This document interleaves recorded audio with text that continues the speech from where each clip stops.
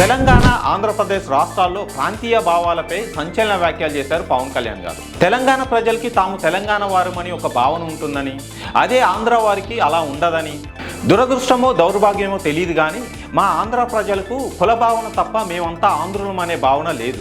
ఒకే ఒక చోట Vizag steel plant వద్ద మాత్రమే మేమంతా ఆంధ్రులం అనే భావన వస్తుందని తెలియజేశారు.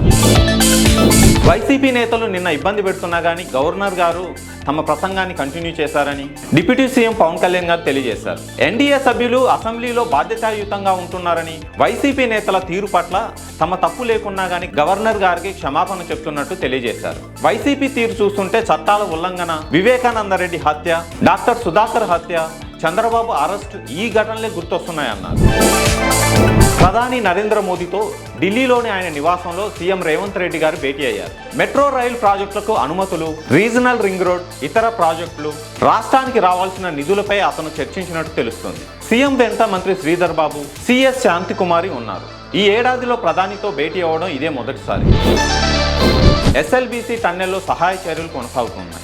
ఘటనా స్థలానికి 40 మీటర్ల దూరంలో బృందాలు ఉన్నాయి. టన్నెల్ లోపల ఊట నీరు వస్తుండటంతో సహాయ చర్యలకు ఇబ్బంది కలుగుతుంది. మరోవైపు రెస్క్యూ సిబ్బంది లోపల ఊపిరాడక ఇబ్బంది పడుతున్నారు. ఈ రెస్క్యూ టీంని కోమటిరెడ్డి వెంకటరెడ్డి పర్యవేక్షిస్తున్నారు. అయితే ఈ ఘటన జరిగి ఇప్పటి వరకు 96 గంటలు గడుస్తుంది. కేరళ తిరువనంతపురంలోని అఫాన్ అనే యువకుడు తమ కుటుంబ సభ్యులను 5గురిని చంపిన విషయం తెలిసిందే. అయితే ఈ ఘటనపై సంచలన విషయాలు వెలుగులోకి వచ్చాయి.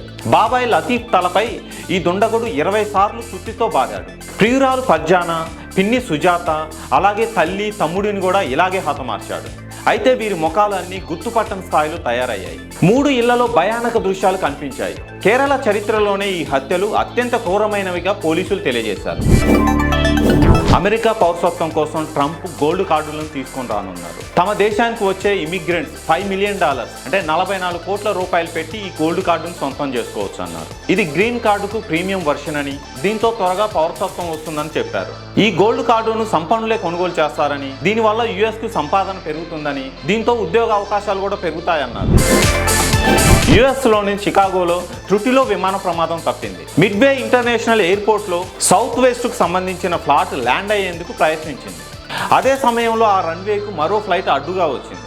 ఈ ఘటనపై అప్రమత్తమైన సౌత్ వెస్ట్ పైలట్ వెంటనే ఈ విమానాన్ని పైకి లేపడంతో ఈ ఘటన నుంచి తప్పించుకోగలిగారు. లేదంటే ఈ ప్రమాదంలో 10ల సంఖ్యలో మరణించేవారు.